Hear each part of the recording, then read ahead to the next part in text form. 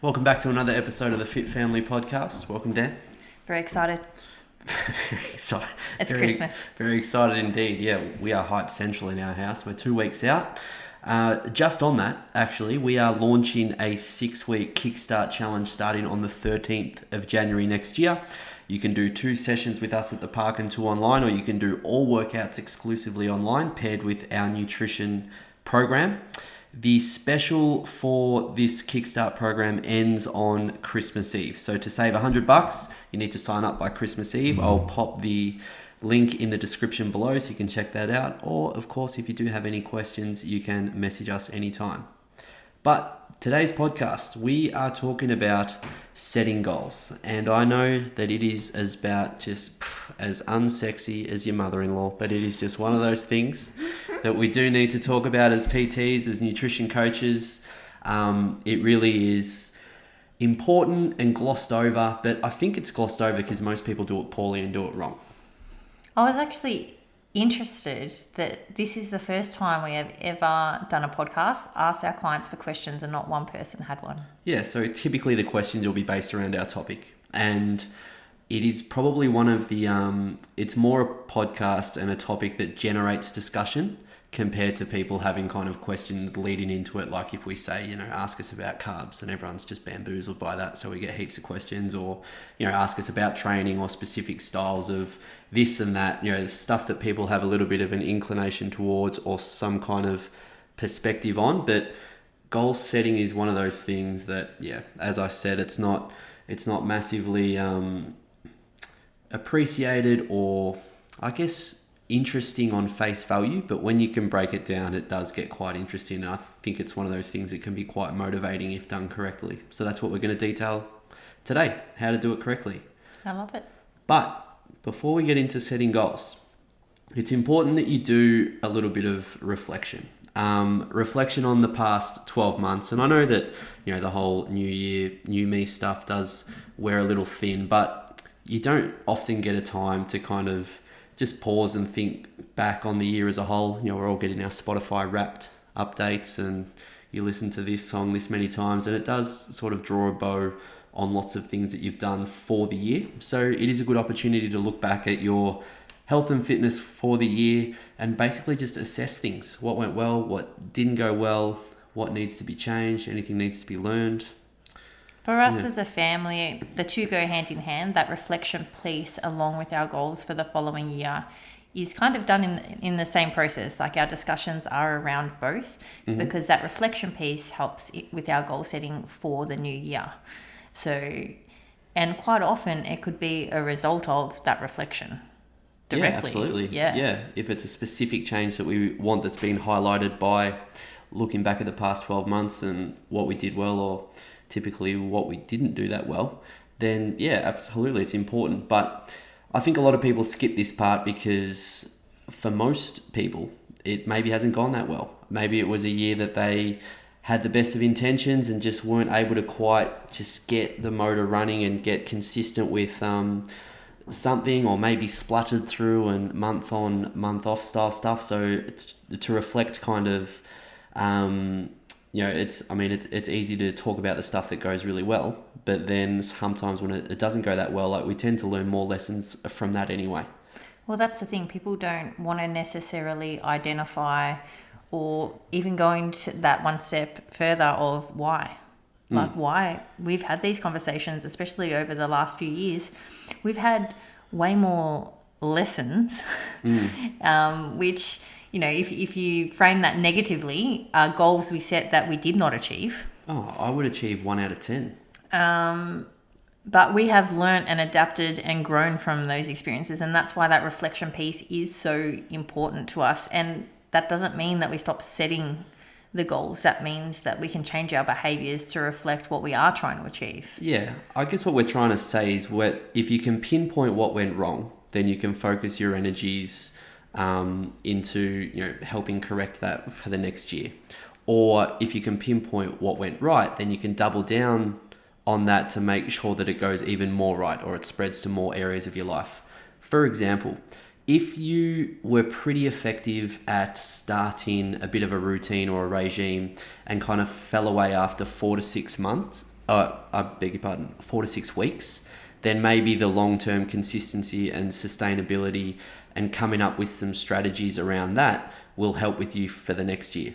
But if you struggle to get out of first gear and you were kind of able to get a week in and then struggling, then maybe you need to focus your energies on just choosing something or focusing on areas that are a little bit more applicable to your lifestyle or to your goals. So by figuring out what went wrong, you can then tailor your approach the next year to either problem solve or get better advice or literally anything. It's so dependent on the person, but yes, reflection's super important. Yeah, and with goal setting, like what are you actually trying to do with goal setting? So it should be reflective of that individual's values, for example. So that's why there is no kind of stock standard goal setting. Like for us as a family, we've worked out a pretty good strategy that works for us. We like to break it down into 3 pillars. Well, the 3 Fs? The 3 Fs. Yeah. Spot on. So we break ours down into family, fitness, and financial. Yep. And like that's how we do it because that's what works for us. We're not saying that that's what everyone should do. So, when you're thinking about the goals you're setting for the next year, obviously, as we talk through this podcast, we'll be focusing on fitness because that is the piece that we can actually expertise assist you with. If you came here looking for stock tips, sorry guys. We will be focusing on that fitness piece, and we want every single person that does have a fitness goal to discuss that with us if we are your coaches or your coach if you have another coach. Certainly everyone who trains with us, we do encourage to have something that they're working towards, even if it's like lots of people come to us with a specific goal, achieve it, and then their goal is maintaining it. And and we love to kind of redirect that because it's usually based more around the body composition, redirect that nutrition goal into a performance goal, using it as a platform. So if you're kind of stuck on, okay, well, my goal was run 5K and now I have, do I just naturally progress to 10K or up? Then it's like, it may actually be a switch of, like genres of training as well. So it needs to be specific to the person, and there's no really, there's no set curriculum that you should follow. No, like I was saying, just that link back to your values and what you're trying to achieve. Obviously, all the stuff that you've ever seen, like if you think about every course you've ever done, every coaching course you've ever done, we obviously did in our PT course, like how to goal set in terms of like SMART goals, for example, like certain frameworks you use are very important. But how do you apply that to you? I think is the most important piece, and we speak about it all the time. So that why, that value is very individual, and that's what the starting point needs to be. Yeah, absolutely. Like if it doesn't matter to you, then like at the first opportunity we might jump ship. Like it does need to be a little bit exciting or a little bit stimulating in that way. Like there needs to be something out of it that's going to kind of build you as a person. For me personally, it has to scare me a little bit. Yeah, it's why. I've got issues with your goal setting. So, Anyways, that's an off-air discussion. Okay. So the SMART goals, SMART goals, I'm a little bit torn on them, to be honest. Like I understand the concept and I think it works, but it's literally only 10% of the journey to actually coming up with something properly like that. It needs to be specific, measurable, attainable. What's the R again? Relevant, yeah. And time. With time. So, but that's like, oh, okay, cool. Well, I'd like to run a half marathon. And then that's it. And it's like, okay, well, the run's going to be in July. And it's like, well, beyond that point, like, I don't think... Some people struggle with setting goals, but I think most people tend to struggle taking that next step and implementing the routine that's going to get them there into their already busy lifestyle. Like we see that all the time. So people have good ideas and their goals are good and it's relevant, and it's like it makes sense, but then the actual logistics of it and how it fits into their life and how can they make running 3 to 4 times a week work, for them consistently, like that actual carrying out the goal is just overlooked. So it's like we have the overall the overall outcome, but then we don't focus enough on the process. Yeah, 100%. And that's where we come in, or any Yeah. any other coach. Like, how are you going to get there? But the actual goal setting piece can and does sit with that individual. Yeah. The implementation of, or building that. Obviously, make sure you seek advice from the right people to get you there. Yeah, which is the A part of the SMART goals. Just making sure that what you're aiming to achieve is actually achievable and attainable in the SMART goal framework, because lots of times, we have heard clients in the past who are a little bit ill-informed on maybe, how processes in the body works and how just long it takes to achieve certain things. And you're setting yourself up for failure a little bit by having the expectations that you can achieve certain things, but it's just not scientifically possible.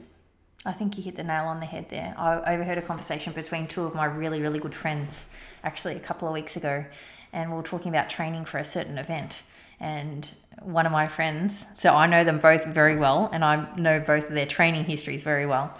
And one friend said to the other, "How long did you train for your event?" And the person said, 6 months or something. And they're like, "Oh, no way." And I was just thinking, the context around that, like, person A had no idea of person B's training background, and that person was actually quite experienced in the event that they were doing, just not in terms of a competitive or trained for that specifically.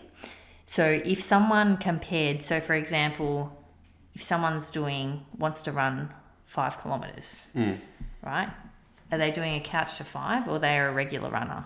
Like that's the differences there. So that attainable piece. Yeah, the context of the starting point. This person asking the question, if they walked away thinking that they could train for the exact same event in 6 months, no, they could not. No, well, that comes back to that old adage. It's like we could both eat the same thing and train the same way and look completely different. It's like that.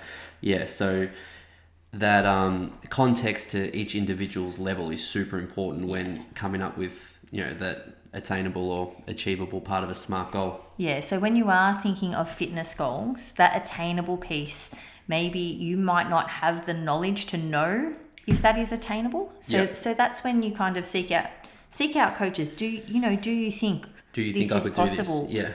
Yeah. Or what is the time frame that you would suggest for someone with my current fitness level, limitations, whatever it may be? Really understand what that attainable piece means, and that quite often does mean reaching out to other people.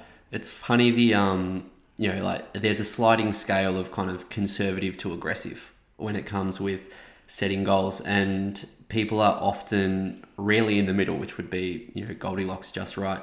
It's like they're either really conservative or really aggressive, and both of them kind of have the same issue in a way. So, I'll occasionally speak to a nutrition client, and I'm just trying to get an idea of what's the overall goal. Where do you kind of see yourself, in 12 weeks? What would be ideal? How can I best help? And I used to get answers of like, I'd like to lose 15 kilos in 12 weeks, or I'd like to lose 4 kilos in 12 weeks. And both of them are, if you kind of understand, I guess, weight loss science, just using this as an example, that half a kilo to a kg per week, or 1% of your body weight roughly, would be really good progress. So that 15 kilos in 12 weeks, we're talking about a pretty big person where that would be relevant, and that's a lot. Like that's quite an invasive process on your body, whereas 4 kilos in 12 weeks is overly conservative if that's a goal. And it's the same with fitness too, setting a 12-month goal for 5K. Like, I tend to find our clients are a little bit conservative with the physical goals, and I'm often having the conversation of getting them to aim up a little bit. Like, would you say that that's pretty typical too? Yeah, I would. And I do find a big difference between our nutrition clients and our fitness clients. In terms of nutrition, people tend to open up a lot more, and they're a lot more vulnerable, and they'll share a lot more with you. Whereas fitness, I think people often try and convince you that they're like, how often have we heard, I used to be so fit? Like they're trying to convince you that, like they're embarrassed. They hold back. They don't want to share with you. Oh, yeah. Like it'll be a conversation under the context of like, this is not really me. Like, I'm better than this. I'm better than this. Yeah. I'm like... Yeah. It's that is the mindset piece there is something I find so interesting between nutrition and fitness clients. Yeah, that's especially prevalent early doors, when like clients who have trained with us for longer than a month, like I think it's more a feeling of kind of like not shame might be a little bit strong, but kind of feeling as though they're a little bit embarrassed by their current I think embarrassed is the right word. condition. Yeah. But whereas, if you are trying to set really relevant goals, like being as open as possible, that's where the gold is. Like the more your coaches know, the more they can help you.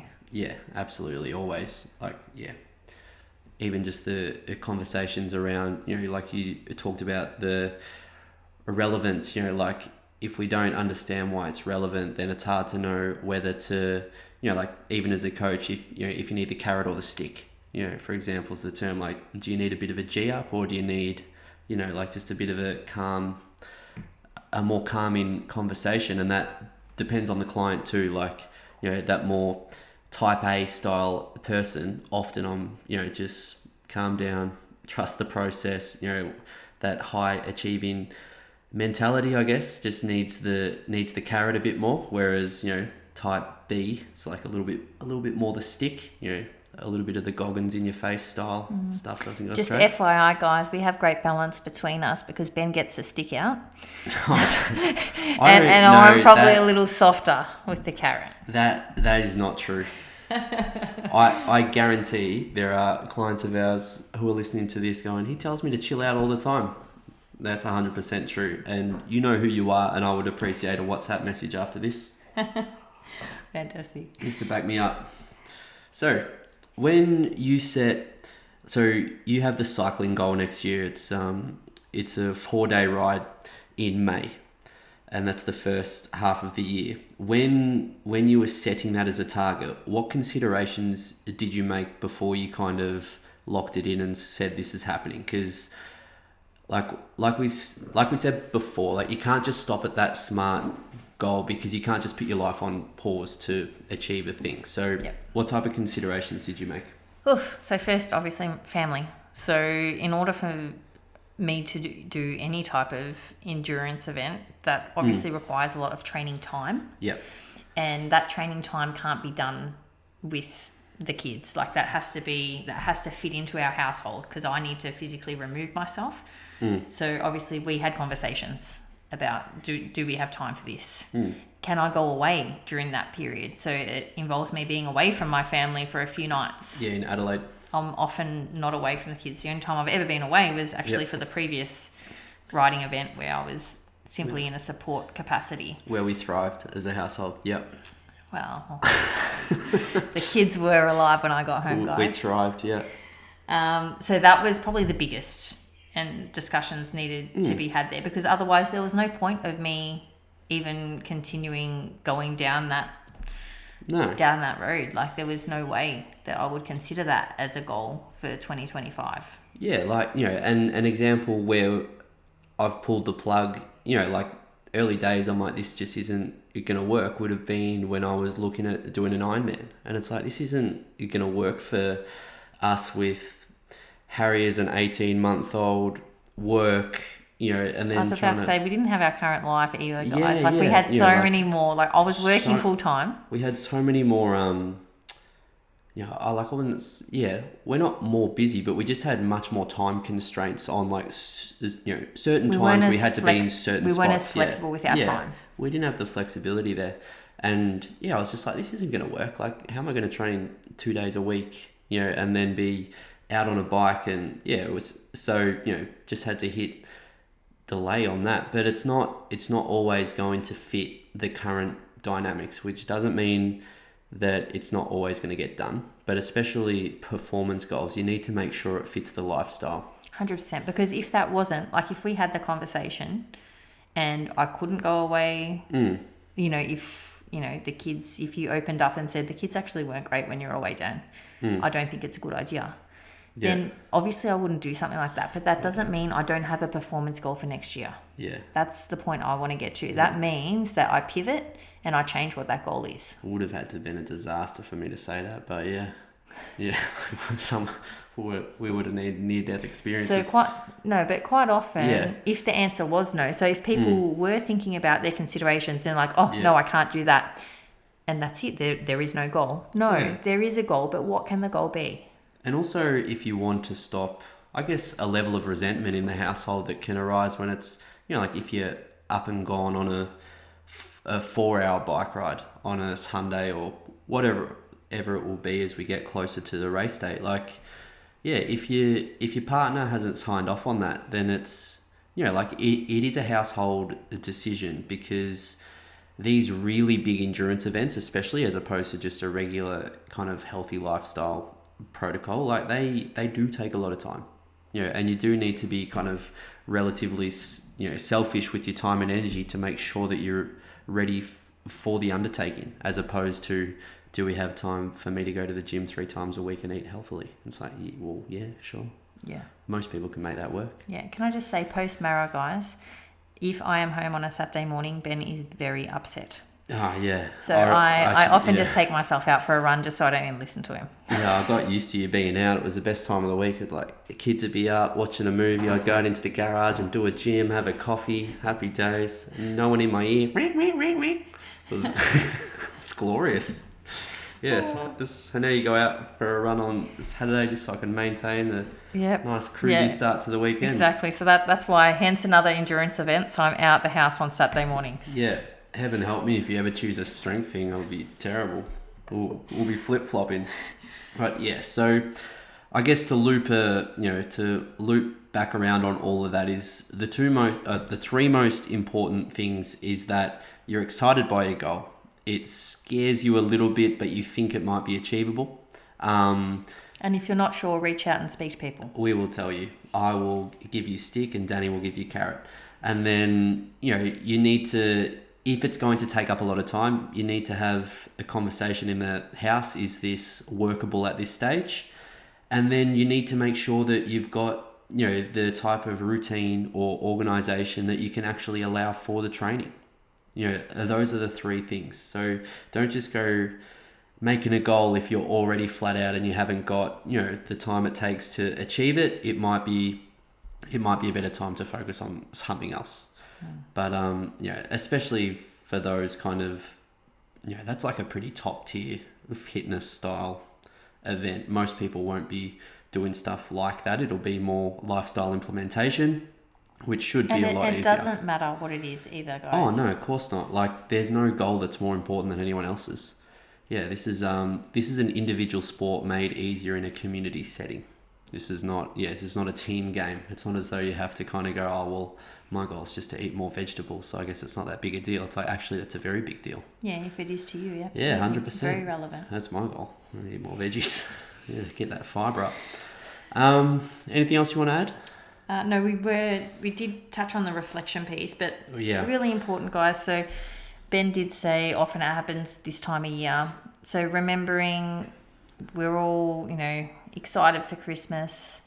Some people are going through harder situations and others, not everyone is as excited. So being mindful of that, and, people's reflection pieces will look a lot differently. So make sure you reach out if you do want to speak to someone about it. But it is a time where everything kind of slows down. Even you think about it, most businesses shut now. Yeah. There is a lot of time. Please, I guarantee every single one of you has a win. Oh yeah, absolutely. Yeah. And we want to celebrate those wins. No matter how hard your year has been, there will be wins in there. Yeah, and for those in our community as well, you can use your Christmas present from us to you to absolutely break down some stuff and plan ahead. That would be a really good use of that time. Yeah, instead of skipping with it and just rolling on with the status quo. Yeah, let's break it down and plan ahead. Make sure we're ready to kick some tail into 2025. That's it from me. That's it from you. That'll be it from me. All right. Catch you soon. Bye.